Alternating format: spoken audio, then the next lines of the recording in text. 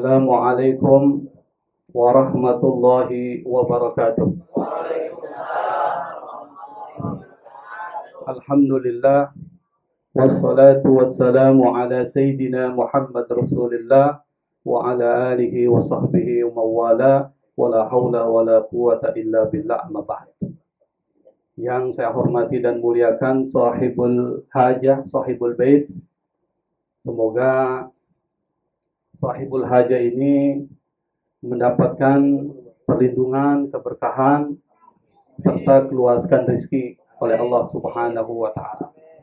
Yang saya hormati guru kita Ustadz Abdul Basit LC MAG MA. Kita doakan beliau semoga selalu diberikan kesehatan, keluasan rezeki, dan ditambahkan lagi istrinya. Karena masih muda. Kalau orang kayak saya nggak usah ditambahkan lah. Sudah tidak sanggup. Yang saya hormati juga Ustadz Ahmad Baihaqi. Beliau ini adalah orang yang paling aktif di Kemanggisan. Saking aktifnya itu waktunya habis dibagi dua. Satu untuk persoalan tenda. Yang satu untuk pembangunan renovasi musola Baitul Ma'mur yang sekarang alhamdulillah sudah berjalan dengan baik. Awal mulanya itu selama 2 tahun menunggu. Tapi alhamdulillah dengan kedatangan Ustadz Babai itu bergerak dengan baik, ditambah dengan dukungan para jamaah masyarakat di seputar Kemanggisan. Alhamdulillah. Saya ini diminta Ustadz Basi tadi pas pulang dari mengajar, ditelepon. Bisa nggak mengisi acara haul atau takziah yang keberapa ini? Tahun keberapa ini? Ente lupa. Hah? 18 tahun yang lalu. 18 tahun lalu. Alhamdulillah, almarhum ini sekarang sedang bergembira. Kenapa bergembira? Karena beliau ini sekarang mendapatkan kiriman dari puluhan yang hadir di sini. Kiriman apa? Kiriman Al-Fatihah, kiriman bacaan Quran. Tadi kita sudah baca itu Quran. Apa yang dibaca tadi? Al-Fatihah, surat Yasin. Surat Yasin ini luar biasa ini. Surat Yasin, Al-Fatihah, kemudian kita baca Kulhu, kita baca Qul a'udzu birabbil falaq, Qul a'udzu birabbin nas. Lalu kita baca awal surat Baqarah, ayat kursi, akhir surat Baqarah kita baca tasbih, tahmid, dan tahlil, dan itu luar biasa. Luar biasa apa? Itu luar biasa manfaatnya kalau kita bacakan lalu kita kirim kepada yang sudah meninggal dunia. Sampai enggak sampai?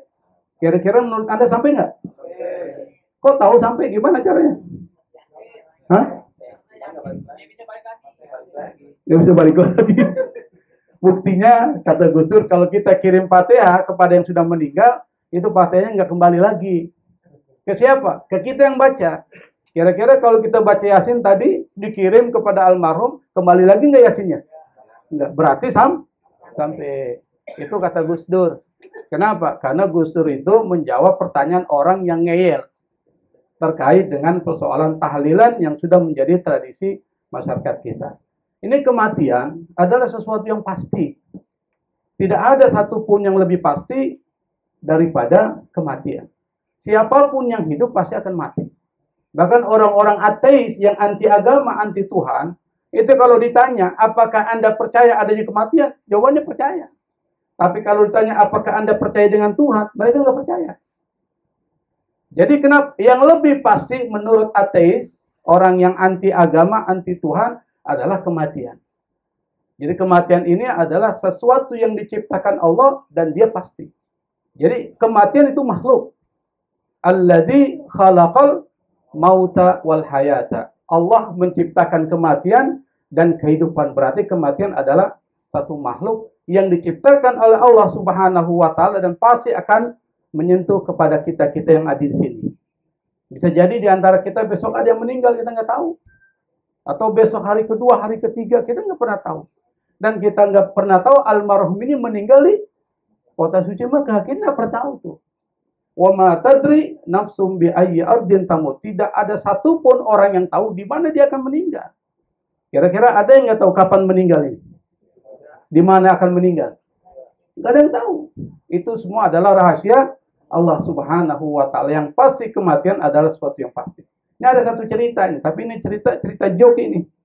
Cerita lucu-lucuan aja. Jadi bukan sesuatu yang perlu kita perlu kita tanamkan dalam pikiran kita dan kesadaran kita. Jadi ada satu ketika kematian ini berteman dengan seseorang. Berteman dengan seorang yang sangat dia akrab dengannya. Karena kematian adalah makhluk.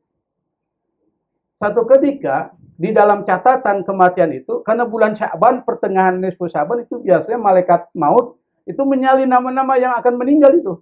Nisfu Sya'ban. Maka kita doa sama Allah, panjangkan umur. Tulul umur. Niat kita yang pertama, panjangkan umur. Nah, kematian ini berteman dengan seseorang. Di dalam daftar yang dia akan cabut hari ini adalah nama teman akrabnya itu. Ada catatannya. Wah, ini teman saya ini. Yang akan saya cabut pada hari ini, jam sekian, menit sekian, detik sekian. Datanglah dia ke teman itu, dia bilang, sahabatku, hari ini aku datang dengan satu tujuan adalah untuk mencabut nyawamu. Kaget dia. Kalau ada malaikat mau datang ke Anda, lalu bilang, saya mau nyabut nyawa Anda kaget nggak? Kaget. Tapi orang ini, dia menutupi kekagetannya, dia bilang, oke lah kalau begitu. Tapi sebelum engkau cabut nyawaku, kita makan-makan dulu. Kita rayakan dulu pertemanan kita. Jadi pada saat ketika merayakan pertemanan itu makanan yang dia akan sajikan kepada malaikat maut itu, dia berikan obat tidur. Diberikan apa? Obat tidur. Dikasihlah obat tidur di minumannya dan di makanannya. Pas ketika malaikat kematian itu memakan dan meminum, lalu dia tertidur pulas. Pada saat dia tertidur pulas, catatan itu diambil. Diambil loh. Nama dia yang pertama ditaruh di akhir. Nama dia pertama dihapus, ditaruh di akhir. Tidak berapa lama, malaikat maut bangun dari tidurnya. Setelah bangun dari tidurnya, dia merasakan kesenangan yang luar biasa karena makanannya lezat, minumannya lezat. Dia bilang sama temannya, karena engkau sudah berbuat baik kepada saya, maka saya akan mencabut nyawa berdasarkan urutan yang paling bawah. Akhirnya kena juga. Dia sudah pindahin ke bawah, kena juga. Kenapa? Idza jaa ajaluhum la yastakhiruna sa'atan wa la yastaqdimun. Kalau ajal sudah sampai, kita tidak bisa menunda atau memajukan. Kenapa? Itu adalah ketentuan dari Allah Subhanahu wa Ta'ala. Walau kuntum fi burujin musyayadah. Kata Allah, meskipun kalian bersembunyi di benteng-benteng yang kuat, kalau kematian sudah mendatangi Anda, pantang dia akan ditangguhkan. Ya, kasus yang tadi meskipun dia berusaha untuk menghindar, tetap saja dia memang yang ditentukan oleh Allah Subhanahu wa Ta'ala menghadapi kematian atau mengakhiri kehidupannya. Nah, ini kematian ini kalau kita lihat dalam Al-Qur'an, itu pandangan Al-Qur'an semuanya positif tentang kematian. Semuanya positif tentang kematian. Al-Qur'an mengatakan kematian itu pulang. Itu satu.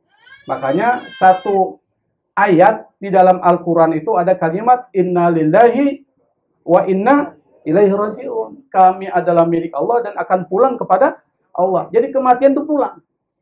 Makna yang kedua dalam Al-Quran disebutkan kematian dengan kalimat wafat. Wafat. Pernah dengar kata wafat, Be? Apa artinya wafat? Meninggal. Orang Indonesia mengatakan wafat itu adalah meninggal. Itu diambil dari bahasa Arab. Wafat. Yang dalam bahasa Arab, kata wafa itu artinya selesai. Wafa syai'u artinya tamma syai'u. Selesai, sempurna. Artinya apa? Orang yang meninggal dunia, itu orang yang sudah selesai hidupnya. Dia sudah selesai melaksanakan tugasnya sebagai khalifah fil ardh. Sebagai khalifah di muka bumi, memakmurkan bumi. Selesai dia. Karena dia sudah selesai, maka kita diperintahkan oleh Allah Subhanahu wa Ta'ala tidak boleh mengungkap aib orang yang sudah meninggal. Karena urusan dia dengan Allah Subhanahu wa Ta'ala. Nabi mengatakan, wala tasubbul amwat. Jangan kalian mencela orang yang sudah mati. Itu ajaran Islam luar biasa. Kalau orang sudah meninggal, jangan dicela-cela lagi. Diungkap aibnya, dia dulu masih hidup, mabok-mabokan, suka judi, nggak usah disebutin. Yang perlu diangkat adalah yang baik-baik aja yang disebut. Dia ini, alhamdulillah, pernah nyumbang di musola Baitul Makmur. Meskipun 200.000, apa-apa. Alhamdulillah misalnya. Oh dia ini pernah sholat tarawih full tuh. Biasanya enggak itu. Yang baik-baik itu yang disebut. Enggak usah yang buruk-buruknya disebut. Ini adalah ajaran Islam. Nabi Muhammad SAW pernah mengatakan, wadhkuru mahasina mautakum wa kufu an masawihim. Sebutkan yang baik-baik dari orang yang sudah meninggal. Jangan sebutkan yang buruk-buruk. Itu ajaran Islam luar biasa. Kenapa? Karena kalimat-kalimat baik yang kita ucapkan kepada orang sudah meninggal, itu bisa memberi bantuan kepada mereka. Bisa memberikan bantuan kepada mereka.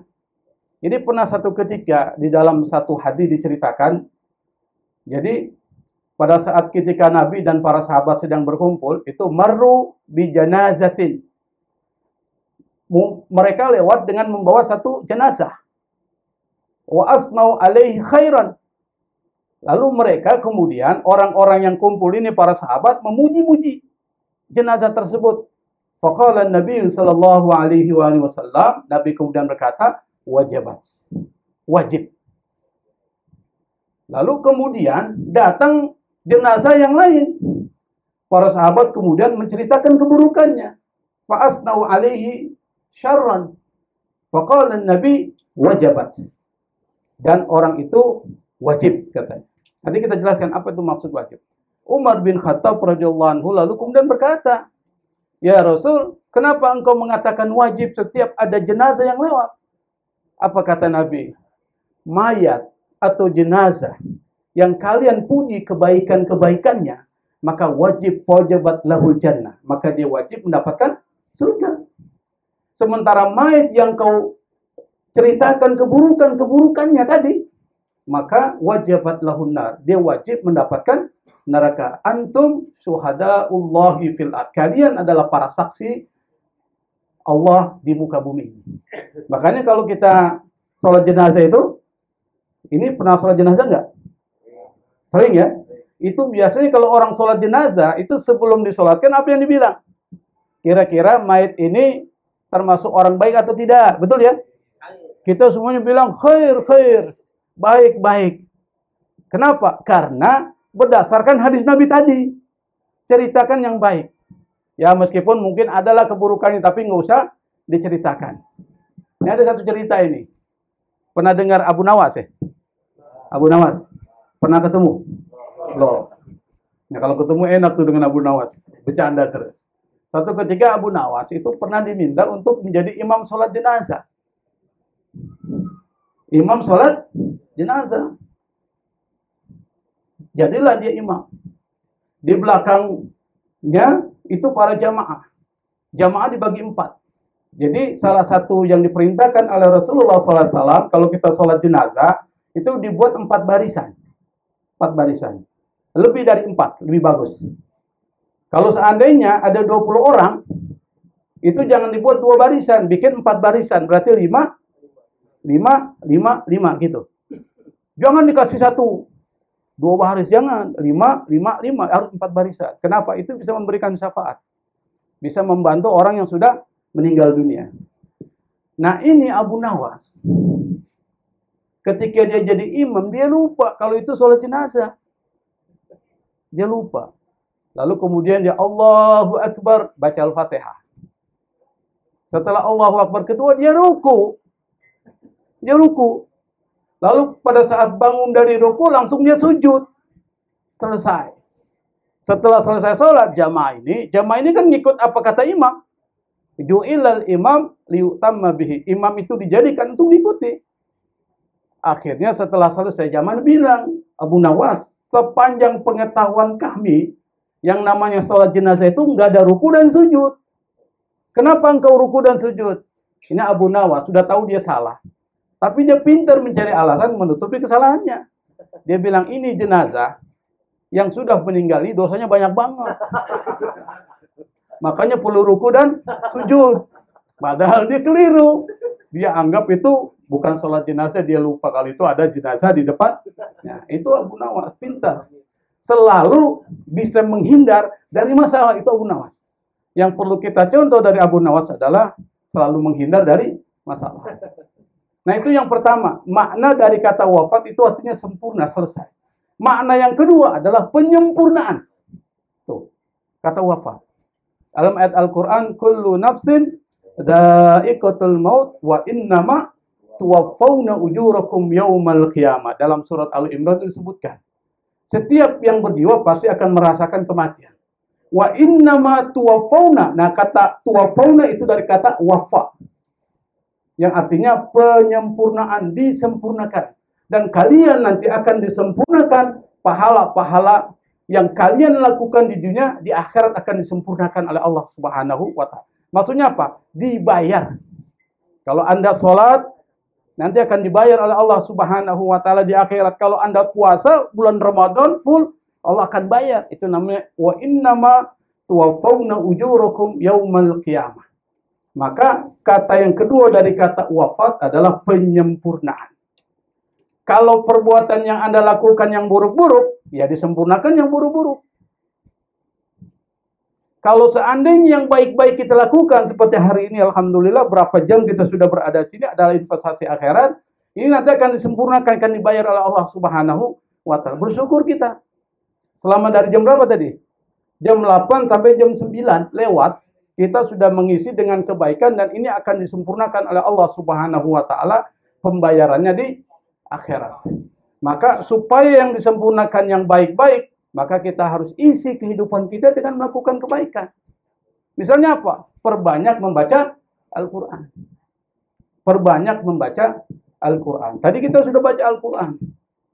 Saya jadi ingat cerita juga ini. Gak apa-apa saya cerita ya? Lanjut. Kalau nggak boleh saya selesai tadi. Lanjut. Udah jam 10? Belum jam 10. Sampai jam 10 bisa bengkok saya punya kaki.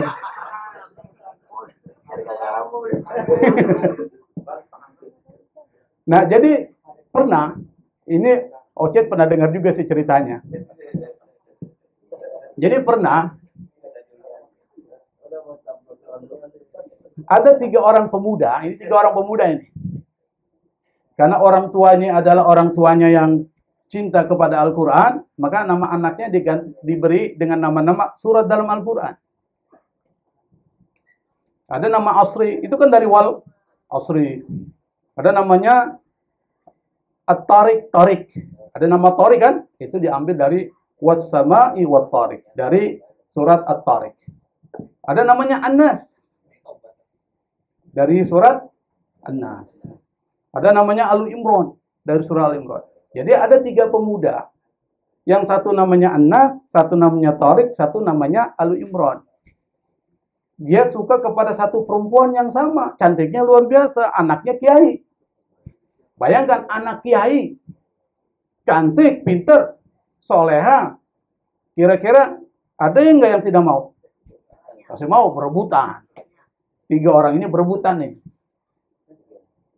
Ketika dia menghadap kepada bapaknya, karena orang biasanya kalau ustadz punya anak, itu yang dites pertama kali sholatnya. Kira-kira sholatnya benar nggak nih? Bagus nggak? Kan begitu kalau, apalagi orang Betawi itu. Kalau orang Betawi dulu, kalau sekarang nggak tahu ya. Orang Betawi dulu, kalau ada laki-laki mau melamar anaknya, itu biasanya tanya, dia sholat nggak tuh? Begitu. Kalau habis sholat, apalagi ditanya, bisa baca Quran apa enggak? Betul ya? Pekerjaan nomor 3. Kalau orang Betawi sekarang, yang ditanya apa? Pekerjaan inti apa? Nanti sholat nomor 3. Dulu orang Betawi dulu, pertama tuh sholat ditanya, baca Quran. Nah ini Ustadz juga sama. Yang ditanya itu adalah sholatnya. Alhamdulillah sholatnya bagus. Lalu kedua yang ditanya tentang Quran. Karena Pak Kiai ini bingung kira-kira bagaimana cara ngetesnya. Maka disesuaikanlah sesuai dengan nama orang itu. Dengan nama orang itu. Dipanggil yang pertama. Terus namamu siapa? Anas Pak Kiai. Coba kau baca Quran sesuai dengan namamu. Woi, seneng dia. Bismillahirrahmanirrahim. Qul a'udzu birabbin nas, malikin nas, ilahin nas, dan seterusnya. Selesai. Keluar, senang dia, wajahnya gembira. Lulus dia. Dipanggil pemuda kedua, ditanya, Mas Bob, namamu siapa? Tariq Pak Kiai. Baca surat At-Tariq. Baca dia. Was-sama'i wat-tariq. Wa ma adraka mat-tariq. Sampai selesai, aman. Yang ketiga udah gemetaran. Namanya siapa? Al Imran 200 ayat. Gemetar ini. Dipanggil lah. Mana yang ketiga? Itu di pojok tuh udah gemetaran itu. Panggil mau nggak mau karena targetnya tujuannya satu, bisa dapat perempuan itu supaya lulus tes yang kedua, maju dia. Maju dia. Siapa namamu? Al Imran Pak Kiai, tapi biasa dipanggil Kulhu Pak Kiai. Kulhu. Ya akhirnya lulus juga Kulhu. Ah, itu pintar. Jadi anak-anak muda sekarang harus pintar. Meskipun dia sudah terjebak, dia seperti Abu Nawas, pandai mencari celah supaya bisa lulus. Itu namanya orang cerdas. Meskipun namanya Al Imran 200 ayat dia tidak mampu, biasa dipanggil Kulhu Pak Kiai. Jadi supaya amal perbuatan kita ini baik-baik, maka kita perlu melakukan yang baik-baik. Sekecil apapun kebaikan itu, insya Allah akan memberikan manfaat. Apalagi baca Quran. Quran yang kita baca, meskipun kita salah, Allah kasih pahala. Meskipun kita keliru membacanya, Allah tetap kasih pahala. Kenapa? Kesungguhan dia untuk membaca dan belajar Al-Quran. Apalagi kalau benar. Al-mahir bil Quran ma'al kiramil bararah. Ustaz Basit ini masuk kategori ini. Orang yang mahir membaca Al-Quran nanti bersama para malaikat-malaikat yang mulia di hadapan Allah Subhanahu wa ta'ala. Makanya harus ngaji sama Ustaz Basit. Khusus wilayah Musola Al-Ikhlas, ngajinya ke Ustaz Basit. Rekomendasikan ke Ustaz Basit. Dan perlu kita ini terus membaca dan mempelajari Al-Quran. Karena belajar Al-Quran, insya Allah Allah akan berikan keberkahan. Saya memberikan satu contoh ya terakhir. Karena sudah jam berapa ini? Sudah jam 11 katanya. Jadi ada satu penelitian, ini penelitian, sekarang agak akademik nih. Tadi kan bercanda mulu nih, akademik sekarang. Ada seorang yang namanya Dr. Masaru Emoto. Ya, nggak jauh beda dengan Ajinomoto lah. Pokoknya 12, 11, 12. Ajinomoto dengan Dr. Masaru Emoto. Dr. Masaru Emoto ini seorang saintis dari Jepang, ilmuwan Jepang, dan dia bukan orang Muslim. Dia melakukan penelitian terkait dengan persoalan apakah air itu merespon ucapan. Itu risetnya gitu, penelitiannya itu. Untuk membuktikan dan menjawab pertanyaan itu, dia siapkan 2 buah gelas. Gelas satu diisi air, dicaci maki itu air. Gelas kedua diisi air, dipuji-puji itu air. Yang satu dicaci maki, yang satu dipuji-puji, lalu kemudian dibekukan. Setelah dibekukan, dipoto dengan alat fotografi yang canggih, resolusinya tinggi.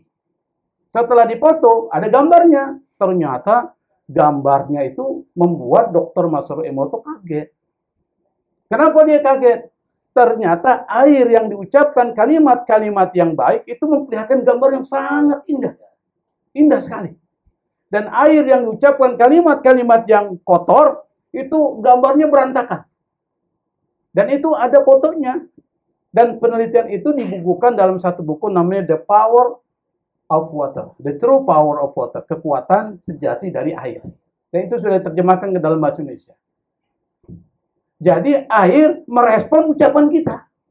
Makanya malam nisu Sya'ban tuh. Malam nisu Sya'ban. Kenapa orang bawa air? Ada yang bawa galon malah. Ada tuh. Bang Haji Alwi dan keluarganya galon gede bawa. Saya pikir nih galon siapa ini? Ternyata betul saya Bapak ya? Galon. Kalau saya tahu saya bawa galon juga. Saya pikir takut dibatasi itu masalah. Buat sebulan katanya. Kenapa? Karena air dia buka itu merespon bacaan-bacaan tuh yang baik-baik tuh. Baca Yasin direspon itu air. Sehingga air yang netral itu akan mengalami perubahan dalam struktur air. Kenapa? Karena ucapan direspon oleh air seperti penelitian Dr. Matsumoto. Nah sekarang kita lihat tubuh kita ini isinya apa nih?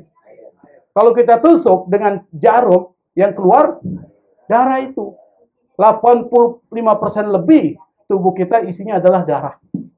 Kalau setiap hari yang keluar dari mulut kita yang kotor-kotor, mencaci maki orang, menghina orang dan seterusnya, itu akan direspon secara negatif oleh darah itu.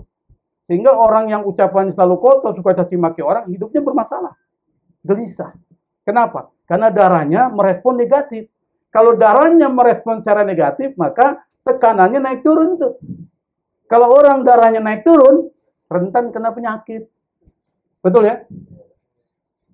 Nah, kalau yang dia isi dengan yang baik-baik, kalimat-kalimat yang baik, suka memuji orang, suka dan seterusnya, itu akan direspon secara positif. Maka kalau orang baik, hidupnya tenang.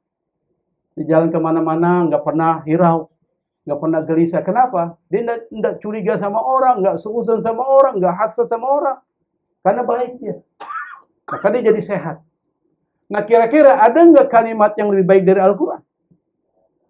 Al-Quran itu kalamullah. Perkataan Allah. Yang setiap kata-kata dalam Al-Quran ada mukjizat. Bukan cuma kata, tapi huruf-huruf yang ada dalam Al-Quran itu mukjizat. Kalau setiap hari saja kita membaca Al-Quran, satu ain. Satu ain, tahu kan satu ain? Satu apa itu? Ada tandanya itu kalau baca Quran dulu, ada ainnya itu. Atau satu lembar saja satu hari. Satu lembar. Atau satu, apa itu? Satu page ya, satu halaman saja. Kalau satu lembar berarti 2 halaman. Kalau satu lembar saja satu hari, berarti 2 halaman, itu sekitar 10 hari kita sudah khatam, bukan khatam, ya 1 juz sudah selesai kan? 1 juz selesai. Nah kalau setiap hari kita baca saja itu Al-Quran, itu akan direspon oleh darah yang ada dalam tubuh kita. Makanya orang yang baca Quran hidupnya tenang. Ala bidzikrillahi tatmainnul qulub. Allah, orang yang zikir itu hatinya akan tenang. Dan zikir yang paling tinggi adalah qiraatul Quran, membaca Al-Quran. Maka mumpung kita masih diberikan hidup ya, sisa hidup, maka perbanyaklah kita membaca Al-Quran. Ini tanda bahwa saya harus selesai. Tuh, mati-mati kan? Perbanyak membaca Al-Quran, terutama nanti di bulan Ramadan. Supaya apa? Yang pertama hati kita tenang, yang kedua insya Allah akan berikan kesehatan. Dan semua yang kita lakukan, karena ini masih hidup saya tambah lagi. Sengaja dites nih. Yang kita lakukan nanti itu akan direkam oleh tubuh kita. Jangan Anda anggap apa yang kita lakukan itu tidak direkam oleh tubuh kita, anggota badan kita ini. Kalau kita mengatakan yang buruk-buruk, direkam itu. Ini anggota badan kita itu punya yang disebut dengan sensor yang merekam. Seperti CCTV. Tahu CCTV? Itu merekam itu. Dan ini anggota badan kita merekam. Apa dalilnya?